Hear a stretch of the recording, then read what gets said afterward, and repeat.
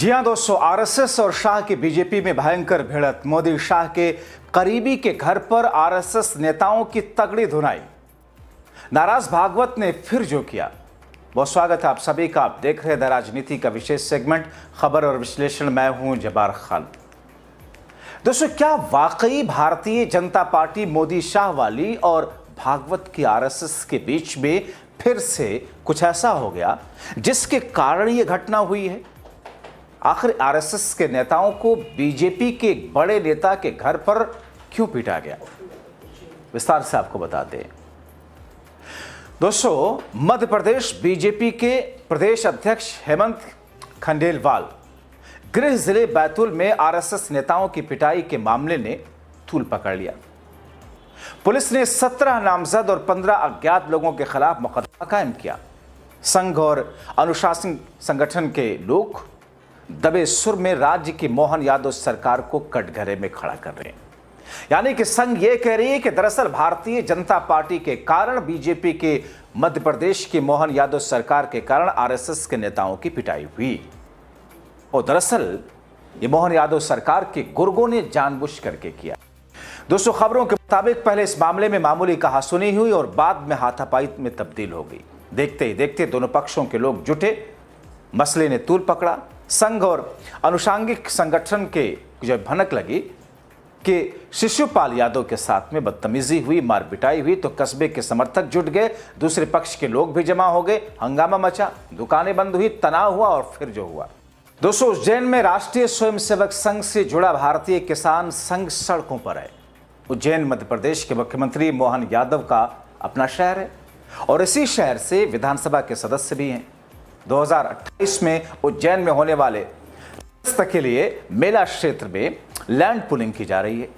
मेला क्षेत्र में आने वाले 17 गांवों की हजारों एकड़ जमीन लैंड पुलिंग की जब्त में है। कार्रवाई चल रही है। इस कार्रवाई का जबरदस्त विरोध भी हो रहा है। विरोध करने वाले अनेक किसानों पर मामले मुकदमे कायम हुए। जिन पर मुकदमे हुए उनमें सीधे सीधे आरएसएस से जुड़े हुए लोग हैं। यानी कि मध्य प्रदेश की बीजेपी की सरकार ने आरएसएस के नेताओं के ऊपर मुकदमे करा दिए। कई संघ के पदाधिकारी भी शामिल हैं। प्रदर्शनकारी और किसानों का आरोप है कि भू माफिया गिरोह लैंड पुलिंग की आड़ में उन्हें सदा सदा के लिए जमीन से महरूम कर रहा है। ये उचित नहीं है। उज्जैन लैंड पुलिंग का ये पूरा मामला केंद्रीय गृह मंत्री अमित शाह के दरबार तक पहुंचा। मोहन यादव से जब जवाब तलब किया गया, कुछ ठोस कार्रवाई इस मसले पर अब तक सामने नहीं आई। प्रदर्शनकारी संतुष्ट नहीं, आंदोलन जारी है। यानी कि बीजेपी और संघ के नेताओं के बीच में यह कशमकश बढ़ती जा रही है। भारतीय किसान महासंघ के पदाधिकारी मोहन मिश्रा कई बार उज्जैन पहुंचे, प्रदर्शन की अगुवाई की। तमाम स्तरों पर शिकायत के बाद भी कार्रवाई नहीं रुकने पर असंतोष जताया। मीडिया को दिए अलग अलग इंटरव्यूज में मिश्र ने न केवल असंतोष व्यक्त किया बल्कि सरकार को दो टूक चेताया भी। कौन? आरएसएस के लोगों की चेतावनी मोहन यादव के लिए। मुख्यमंत्री मोहन यादव को खुली सलाह दी। मिश्र ने कहा, संकेतों में दो टूक ये भी कहा कि ये समझ लिया जाए, किसान सत्ता दिला सकता है तो सत्ता छीन भी सकता है। यानी कि दोस्तों, बात अब ऊपर जा रही है, पानी सर से ऊपर पहुंच रहा है और ये टकराव अब और आगे बढ़ रहा है। बताया जा रहा है कि राष्ट्रीय स्वयंसेवक संघ और बीजेपी के अनेक धड़े सरकार से बुरी तरह नाराज हैं। दरअसल मुख्यमंत्री मोहन यादव सनातन और हिंदुत्व के पैरोकार के तौर पर स्वयं को स्टैब्लिश करना चाहते हैं और प्रस्तुत करते रहते हैं। मोहन यादव के पास में गृह सहित दर्जन भर के महकमे हैं। इंदौर जिले के प्रभारी हैं। कहा जाता है कि सूबे में सनातन प्रेमी मुख्यमंत्री होने के बावजूद संघ और बीजेपी नेताओं से बदसलूकी की वारदातों, पुलिस के कथित ढीले रवैये पर अंकुश नहीं लगा पाते। सितंबर में दरअसल दोस्तों एक और आपको घटना बताता हूं। राष्ट्रीय स्वयंसेवक संघ के प्रमुख मोहन भागवत इंदौर पहुंचे थे। मोहन यादव काबीना के वरिष्ठ साथी और बीजेपी के वरिष्ठ नेता प्रहलाद पटेल की पुस्तिका का विमोचन कार्यक्रम था। सूत्र कहते हैं कि पुस्तक विमोचन के मुख्य अतिथि मोहन भागवत के साथ मंच शेयर करने की मंशा लिए मुख्यमंत्री मोहन यादव वहां थे, लेकिन मंच पर उन्हें जगह ही नहीं मिली। दर्शक दीर्घा में बैठना पड़ा। एक अपुष्ट खबर तो यहां तक है कि मोहन यादव के अनुरोध के बावजूद संघ प्रमुख ने मुख्यमंत्री से मुलाकात ही नहीं की, समय तक नहीं दिया। यानी कि दोस्तों, ये जो रार है ना, रार सिर्फ उतनी भर नहीं जितनी दिख रही है, पर्दे के पीछे बहुत कुछ है। अब दोस्तों, जो मारपीट की घटना हुई उससे और तनाव बढ़ गया। आपको इसके कुछ और पहलू से अवगत कराते हैं। आरोप है कि संघ और इससे जुड़े लोगों ने मस्जिद पर भी पथराव किया। बाजार में खड़े मुस्लिम समुदाय के लोगों के फल फ्रूट्स के ठेले पलट दिए, टायर जलाए, पुलिस मुख्य दर्शक बनी रही। दूसरे समुदाय पर हिंसा और पत्थरबाजी के आरोप लगे। आधी रात तक बवाल चला। संघ के लोगों ने थाने का घेराव किया, मांग की कि सभी आरोपियों को पकड़ा जाए। अवैध अतिक्रमण ध्वस्त करने की मांग हुई। थाना घेरने वालों ने जमकर के नारेबाजी की। बैतूल जिले के कलेक्टर एसपी भी मौके पर पहुंचते हैं, जायजा लेते हैं, लोगों को समझाते हैं। तनाव को के मद्देनजर वहां पर कुछ देर के लिए लोगों को हटाया जाता है, वहां पर प्रतिबंध लगा दिया जाता है कि साहब यहां कोई नहीं आ सकता। स्थिति नियंत्रण में जरूर है, लेकिन तनाव बरकरार है।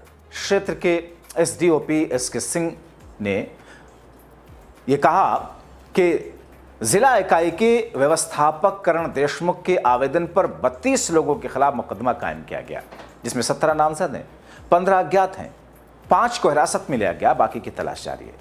मतलब दोस्तों, दरअसल इन तमाम चीजों की कड़ियों को जोड़ते जोड़ते कहीं ना कहीं टकराव तो संघ और बीजेपी के नेताओं के बीच में, लेकिन इसमें भी कहीं ना कहीं एक मुस्लिम एंगल ले आने की कोशिश।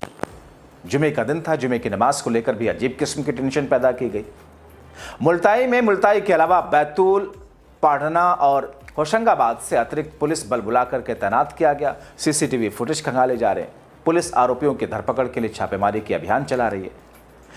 इस बीच में किसान नेता मुल्ताई के पूर्व विधायक डॉक्टर सुनील कहते हैं कि क्षेत्र के सांप्रदायिक सौहार्द बिगाड़ने के प्रयास लंबे वक्त से हैं।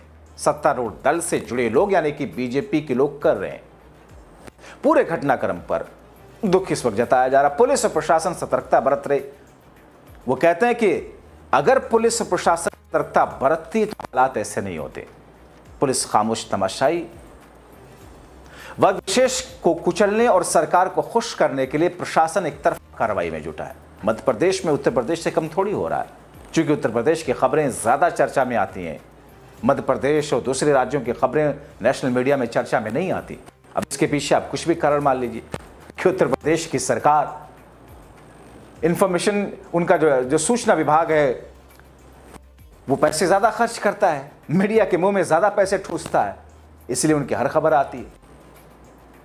अब दोस्तों, मांग की जा रही है कि इस मामले में उच्च स्तरीय जांच हो, निष्पक्ष कार्रवाई हो, किसी वर्ग या किसी के भी जांच के लोग दोषी हों उनके खिलाफ कार्रवाई की जाए, लेकिन निर्दोषों को निशाना न बनाया जाए।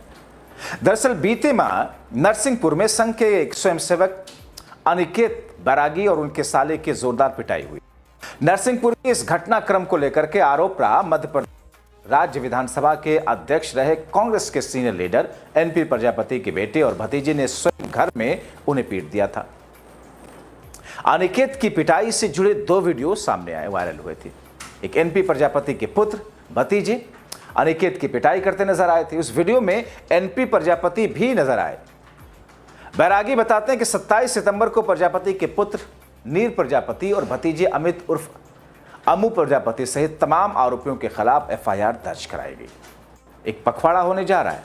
मामले में किसी भी आरोपी के खिलाफ कोई एक्शन या सूचना नहीं और पुलिस कह रही के साथ जांच चल रही। मगर दोस्तों, ये तमाम की तमाम चीजें जो कि भारतीय जनता पार्टी और संघ के बीच की रार कब टकराव में तब्दील हुई, टकराव कब मारपीट में, और वो मारपीट वो भी भारतीय जनता पार्टी के प्रदेश अध्यक्ष के घर पर संघ के नेताओं के साथ। इसके पीछे की जो भी वजह हो, इसके पीछे के जो भी कारण हो, जाहिर तौर पर वो तो होंगे ही, कारण तो हैं, मगर जिस अंदाज में ये कशमकश संघ और बीजेपी के नेताओं के बीच है, क्या ये वही कशमकश एक बार फिर से शुरू हो रही है? क्योंकि दोस्तों, जेपी नड्डा के कार्यकाल को अब समाप्त करने की टाइमिंग, वो टिक टिक मशीन काउंटडाउन चल रहा है। यानी कि बीजेपी के राष्ट्रीय अध्यक्ष कोई और आएगा, अपने हिसाब से लाना चाह रहा है। और यही जेपी नड्डा 2024 के लोकसभा चुनाव से पहले बोल गए थे कि साहब बीजेपी सक्षम है, संघ की जरूरत नहीं है।